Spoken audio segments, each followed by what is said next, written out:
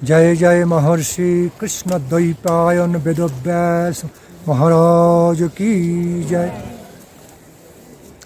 Jai Sri Guru Tattva Maharshi Krishna Dvaipayan Vyasadeva Ji Ki Jai. Sri Narayana Avatar Vedavyas Ji Ki Jai. Swayam Bhagavan Sri Krishna Chandra Ji Ki Jai. Guru Gauranga Gandharva Govinda Sundara Gopinath Madana Mohana Ji Ki Jai. All glories to Maharshi Vyasadeva Ji. All glories to all our Guru Varga, Srila Guru Maharaj. All glories to Prabhupada and the assembled devotees over here. So, my dear holy pilgrims, devotees of Krishna. So as you know, right now we are assembled in a place which is known as the ashrama of Vyasadeva Ji. And this ashrama is known as Somaprash Ashrama. Just a while ago, we had darshana. We just received darshana of the Vyasa Gufa, that holy cave, wherein Vyasadeva Ji stayed for a few years. He lived for several years, engaged in writing holy spiritual literatures, scriptures like Mahabharata, and especially Srimad Bhagavatam. If not the whole Srimad Bhagavatam, some portion, many say the last portion of the Srimad Bhagavatam, revealed over here through the writings of Srila Vyasadeva Ji. In other words, Vyasadeva Ji composed the last part of the Srimad Bhagavatam over here in the company of Ganesh Ji. So, as I have just explained, the whole place is imbued, smeared with the memory of Vyasadeva Ji and Ganesh Ji Maharaj Ji. Both. They are harmonious. They get wonderful harmonious service to the Supreme Divine Lord Krishna, Swayam Bhagavan. So right now, we are sitting here, assembled in the Somaprash Ashrama of Vyasadeva, one of the most holy pilgrimage places. This whole area is known as Badarikashram. Briefly, in brief, people call Badrinath. Badrinath Ji is Lord Narayana. So this whole area is called Badarikashram, and this Badarikashram was actually guided by Maharshi Vyasadeva Ji. Badari means a kind of fruit. In Bengali we call kula, a tasty fruit. So this whole area was filled with kula tree, big kula tree, badari tree. So because this whole area was filled with so many, mostly the badari tree, kula tree, therefore this area was known as Badarikashram. They are very tasty fruits. I don't know how it is called in English. May not be any English name, but there will be some botanical names. Such fruits not available in the West or European countries. Yes. Every day, almost every day, Badari Narayana Ji used to be offered the tasty cooler fruits, ripe cooler fruits, with great loving devotion by his devotees. So, due to that reality, that whole area was filled with cooler tree or Badari trees. Therefore, even the deity of the Lord Narayana, the great wonderful deity of Lord Narayana, which we had darshana yesterday in Badrinath temple, was also named in connection with that holy tasty fruits, Badari. So he was known, he used to be called as Badari Narayana. Narayana, who manifested amidst the forest of Badari trees. Badari Narayana. And Lord Narayana loved that. He also loved to be called by that way. And it was also known, it was also mystically known by many devotees over here. Those Badari trees, Badari fruit trees, were no ordinary trees. They were posing as the trees, but they had some mystical nature. They were like devotees of Narayana. Thus, devotees of Lord Narayana in the Shantarasa pose, in the forms of many wonderful, beautiful Badari trees, and as if they are waiting for their Lord to be manifested amidst them, have the temple and living over here, accepting their services from in the form of their fruits. They were generously producing tasty, ripe Badari fruits, which used to be offered to Lord Narayana. So, Badarikashram. And being the empowered incarnation of Lord Narayana, in other words, being the direct empowered incarnation of Lord Narayana, Vyasadeva also became in charge, Mathadhisha, in charge, Acharya of this whole Badarikashrama. The wonderful devotional services to Lord Narayana used to be conducted under the guidance, under the directions of Vyasadeva Maharaj. As if Lord Narayana was manifesting in another form, another living, moving form, active form, in the form of Maharshi Vyasadeva, one of our great gurus, great acharyas.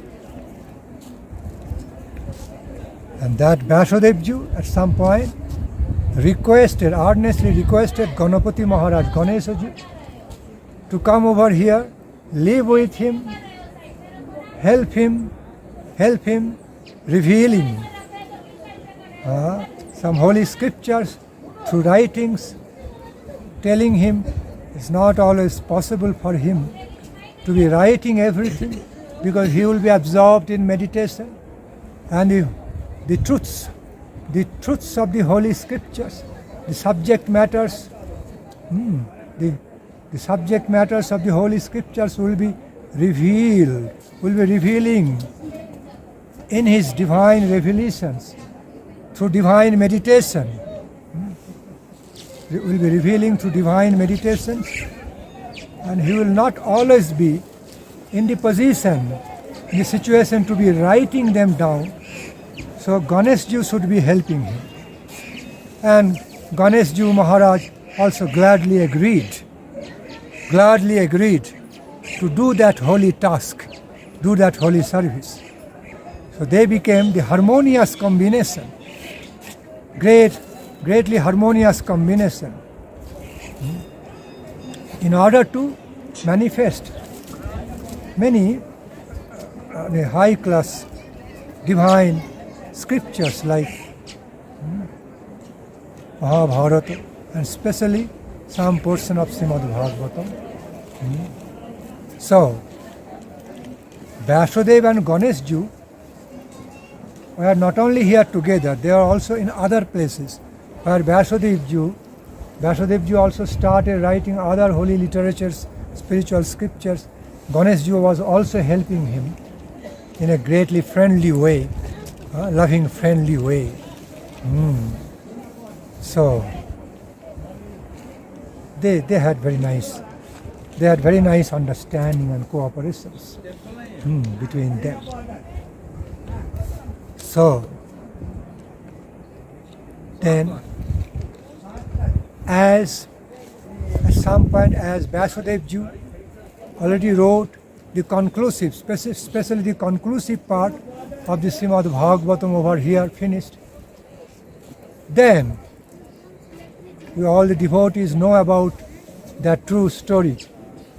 After the completion of the great divine literature, scripture Srimad Bhagavatam, then Vyasadeva thought, now he has already concluded, he has already done the great work. Now he can stay very satisfied and peaceful. He will be very self-satisfied, he will be very contented. But to his great surprise, he could notice he was not really being so satisfied. Okay, so actually, sorry, I need to go back. Before he started writing, composing Srimad Bhagavatam, not afterwards, before. So much before he started writing Srimad Bhagavatam, but by that time he already finished writing many other holy spiritual literatures, divine scriptures.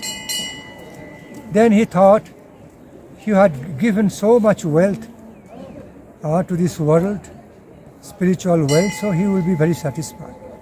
But he was not so satisfied, he was not contented.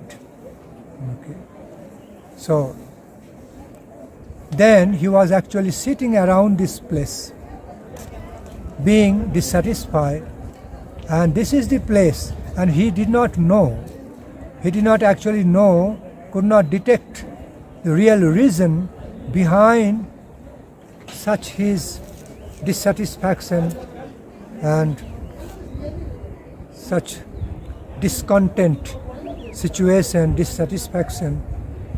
So he was praying to the Supreme Lord to reveal the cause to him, to reveal to him the cause of his dissatisfaction.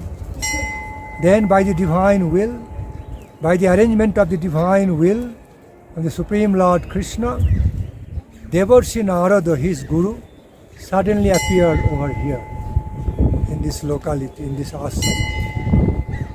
Suddenly appeared before him, and Vyasadeva was very happily surprised. Vyasadeva became so happily surprised, his joy knew no bound, overjoyed. He made his obeisance in a prostrated way, fell flat before his lotus feet of his Gurudev, Devarshi Narada, and received his blessings, and with overwhelmed with joy, he welcomed him, received him, worshipped him. Then very soon he asked him about his reason, what was the real reason for him to appear over here to give darshana to his disciple. Then Devarshi Narada said, if you ask yourself, you will find out the main reason why I appeared now. You should know about it. Vyasadeva smiled at his Guru, smiled at him, knowing, he is all-knower, Antarjami. he must be knowing that special reason that I am staying so dissatisfied, might have appeared to help me, to bring to proper satisfaction. He was looking at his Guru, smiling face. Devotee Narad told him,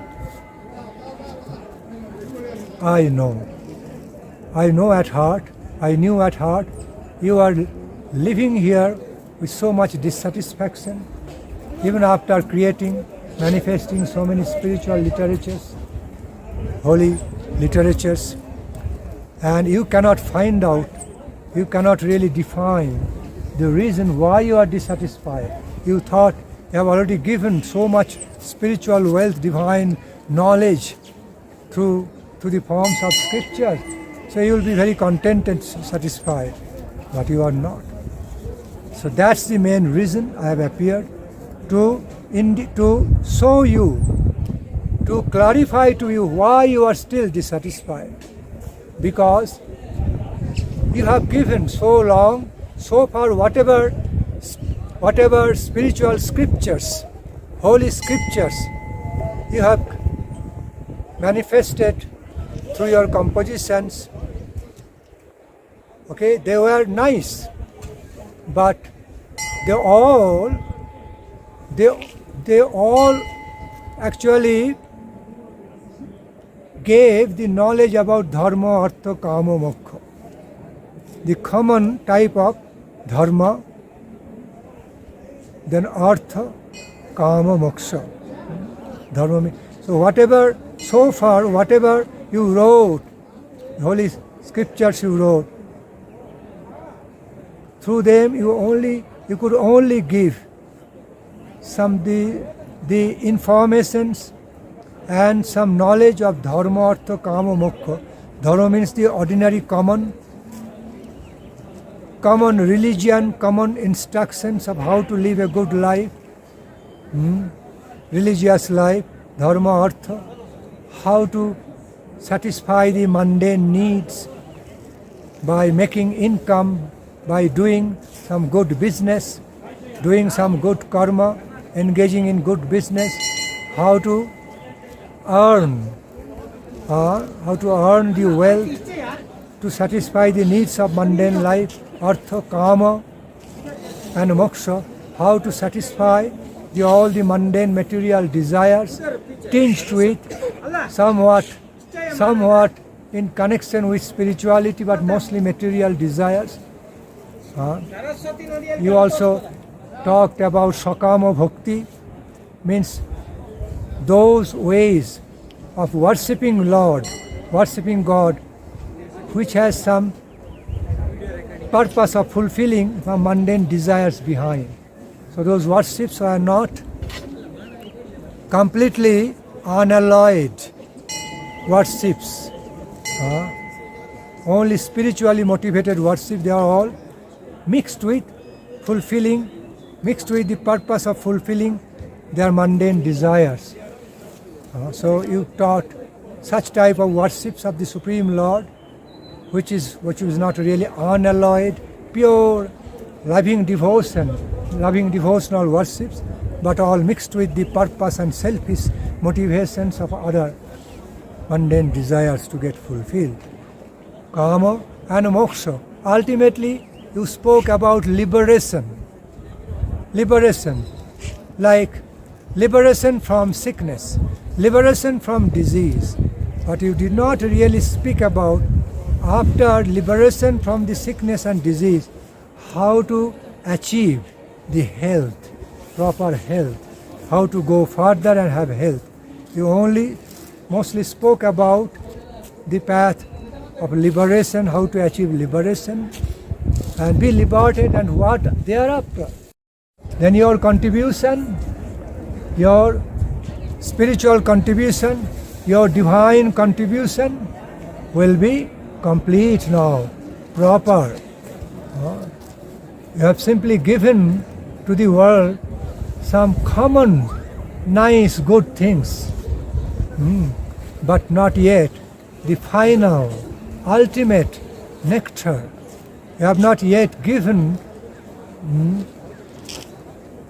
have not yet given to the world the final nectarine wealth of Krishna consciousness, final nectarine wealth of loving devotional service, love relation with Krishna to anyone.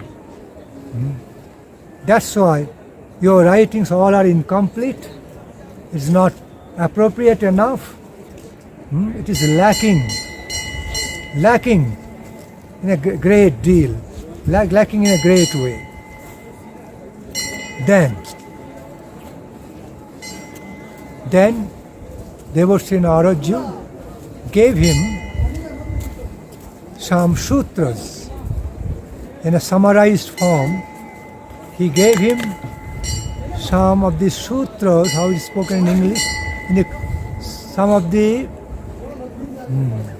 summarized gist form of the knowledge, information about the tattva of Krishna and Krishna-lila to him, and then ordered him to be meditating on them, and whole Krishna-lila will be revealing in his inner world through the meditation.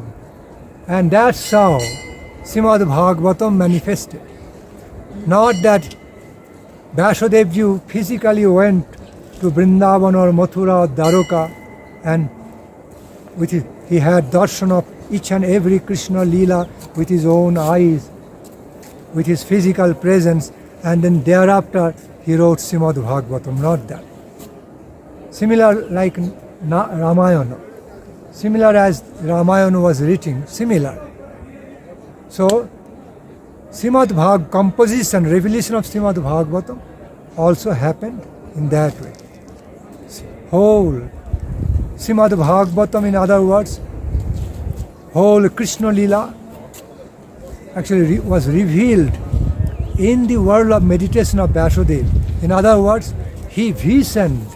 He actually had the transcendental vision of the whole Krishna-lila through his divine eyes, through his meditation.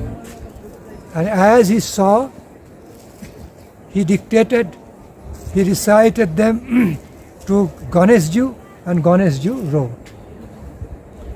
wrote accordingly. So that's how Srimad Bhagavatam manifested. Through the world of higher subjective meditation, the transcendental truth of whole Krishna-lila manifested through the world of his divine meditations. In other words, he received revelations through his vision. And then Devotri Narada left at some point. After instructing him to do that, then being specially greeted by Vyasadeva, again receiving some worships from his disciple, most dear disciple Vyasadeva, he went away. And thereafter, almost immediately Vyasadeva, he contemplated on the sutras given by his guru and started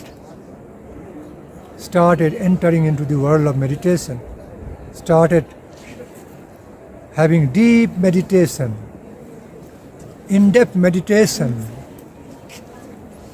deeply devoted meditation on all of them. And through such his transcendental devotional meditations, all those sutras instructed by his guru to him, at some point he began to see Krishna, Nitya Krishna-lila before his eyes, before the eyes of his heart, before his inner devotional eyes. Whole Krishna-lila was started revealing. And as he was watching, viewing them in the mode of that divine trance, transcendental trance, he went on speaking those to Ganeshaji, and Ganeshaji continued fastly writing them. In this way, Srimad Bhagavatam manifested. So, this is also such place where Devarshi Narada appeared before Vyasadeva. In other words, Devarshi Narada gave his darshana to Vyasadeva, making him overjoyed. And once Vyasadeva completed the composition of the whole Srimad Bhagavatam, then he became fulfilled with so much satisfaction, all divine satisfaction, what he never experienced before. After completing the writing of other holy scriptures, he never came across that quality of the satisfaction before what now he has got. Now, back to the point. For some reason, generally it doesn't happen like that, but for some reason, I said even after completion of the composition of Srimad Bhagavatam, Vyasadeva was not feeling satisfaction. They are still remaining dissatisfied. Why it came in my mind like that? Could be, it could be some mistakes, forgetfulness. It could also be that even after writing, completing the composition of Srimad Bhagavatam, whole Srimad Bhagavatam, still he was not being so satisfied, not receiving the fullest satisfaction, satisfaction to the best. Could be that he was going to write more. He could be, he was going to feel inspired to write more. Even after completion of Srimad Bhagavatam, manifests reveal more. And most probably, it should be like when it came in my mind, he was still remaining dissatisfied without reaching complete satisfaction. Meaning that he would be teaching the same Srimad Bhagavatam to his dearmost son Shukadeva Goswami, divine son Shukadeva Goswami, and after making his son learn all the beautiful, wonderful verses of Srimad Bhagavatam, then he was waiting in a mystical, wonderful way. He was waiting to see the re-revelation, re-manifestation of the same Srimad Bhagavatam through Shukadeva Goswami in a even more beautiful, in a more better than the best way compared to what he delivered, what he presented, saying Sukhamukhad Amitad Davasamujutam. So might be there must be a reason that he was also waiting for that scope, that time to come, that when he would be experiencing the taste of same Srimad Bhagavatam, what he already tasted and got satisfied, the same taste he would be experiencing through when the same Srimad Bhagavatam nectar would be manifesting, presented by Shukadeva Goswami, his glorious son. So he was kind of waiting for that great moment of tasting the nectar of Srimad Bhagavatam as re-delivered, being re-delivered, reproduced, re-revealed, re-manifested from the heart, lotus lips of Shukadeva Goswami, and he would be imbibing the flow of that special nectar of Krishna Katha as delivered, presented by Shukadeva Goswami, and then he would be completely fulfilled, satisfied, and that's what happened. And therefore, Vyasadeva was present there.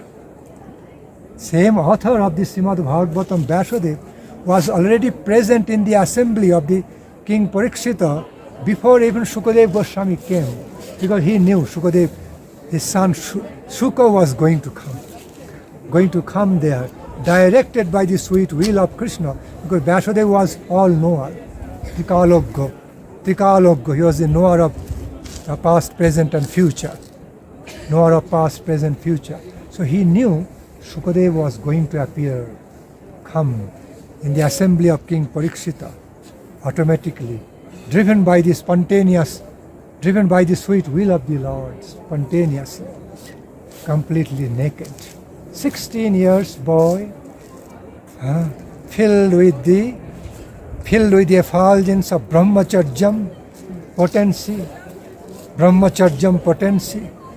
as if he was surrounded with a halo, natural halo all around, totally naked, no external consciousness, just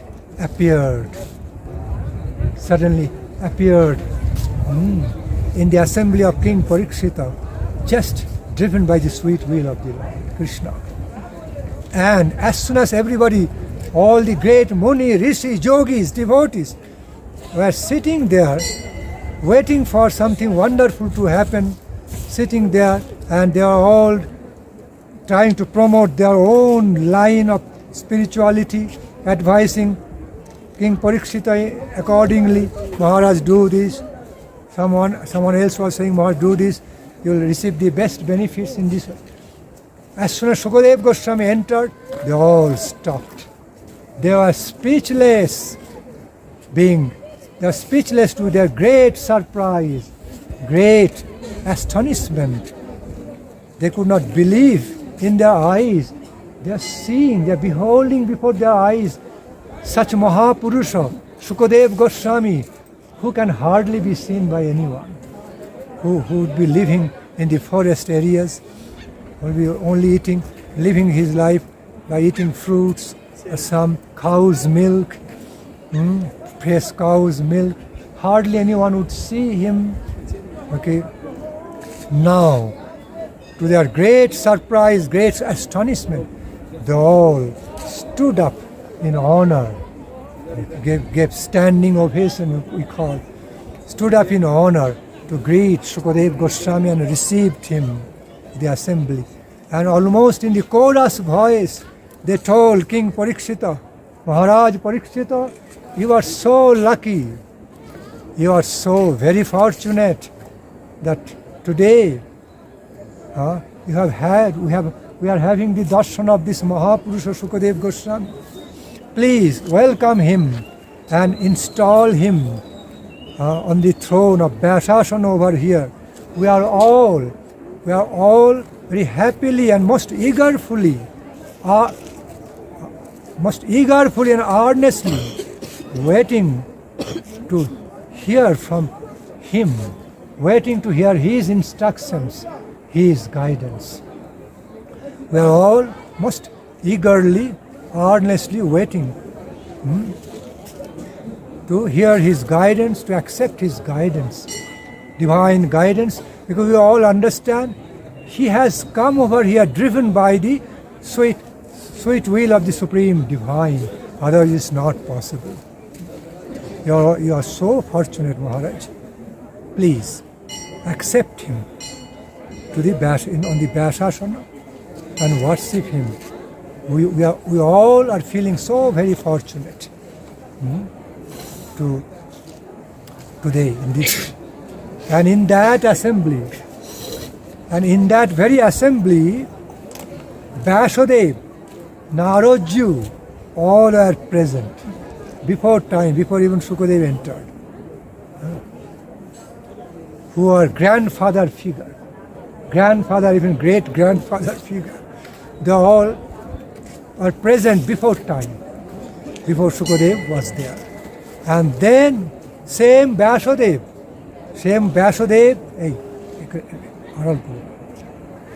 then same Vyasadeva started drinking the nectar of Krishna-lila, again from the lotus lips, flowing to the lotus lips of Shukadev, his own son, Shukadev Goswami.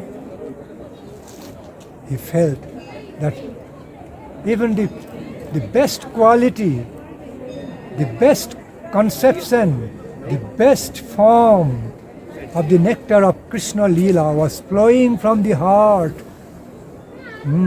of his own son, dearmost son, Shukadev Goswami, and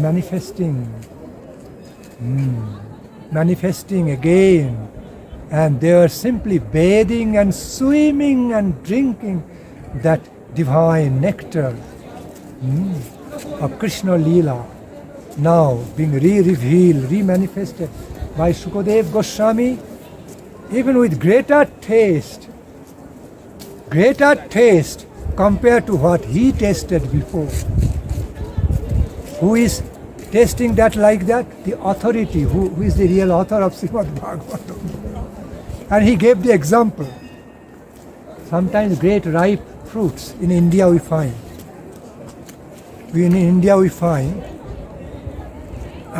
Some great fruit trees, great trees with very tasty ripe fruits.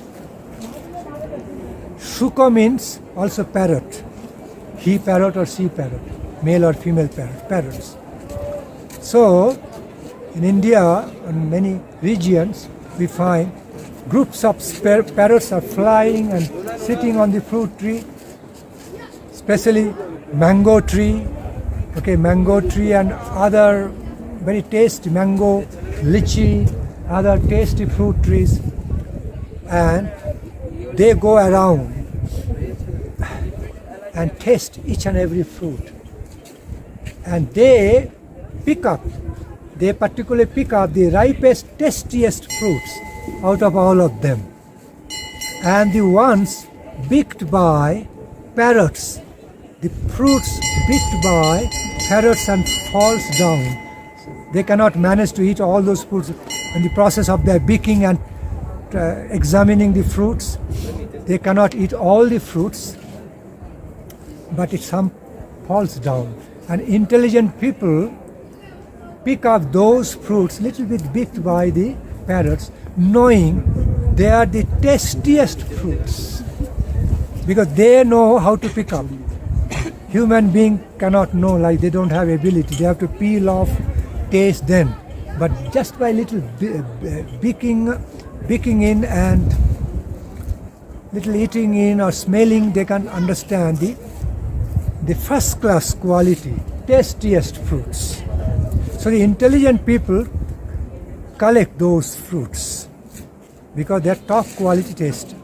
So Vyasadeva also used such example to describe how more tasty same Srimad Bhagavatam became when the same Srimad Bhagavatam re-manifested through the taste of the heart of Shukadev Goswami to everyone.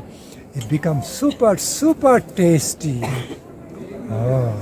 super nectar. That's why Vyasadeva described his experience of tasting the ambrosial flow of Srimad Bhagavatam emanating from Shukadev Goswami, coming through Shukadev Goswami as Shukamukha Drava Sangajutam, Nigama Kalpatarur Galitanga Phalam, Shukamukha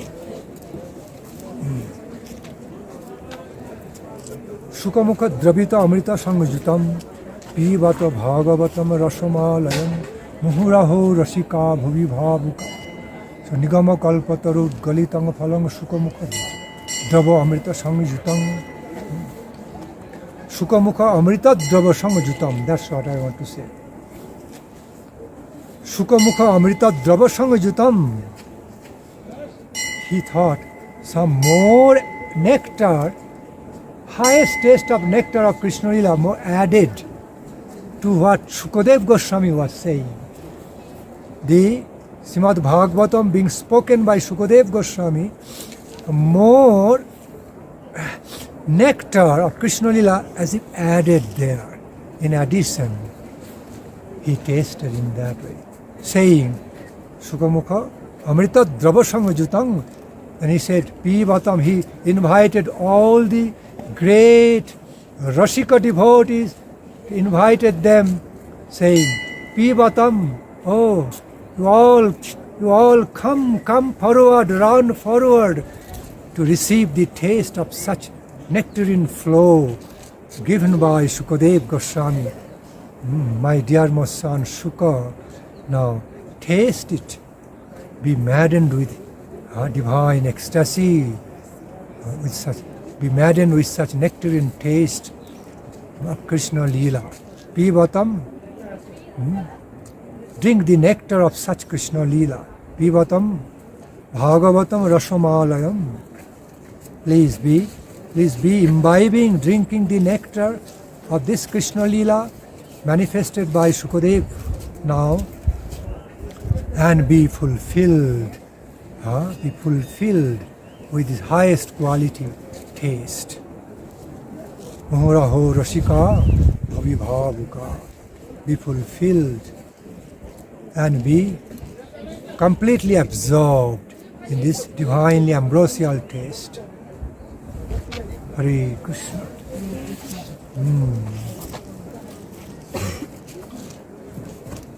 So herein also I explain some reason why it automatically came in my mind, even after composing Srimad Bhagavatam.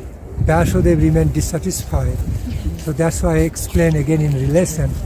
He was not, at that time he was not dissatisfied, but he was yet to have full satisfaction of Krishna-lila after hearing from Shukadeva Goswami.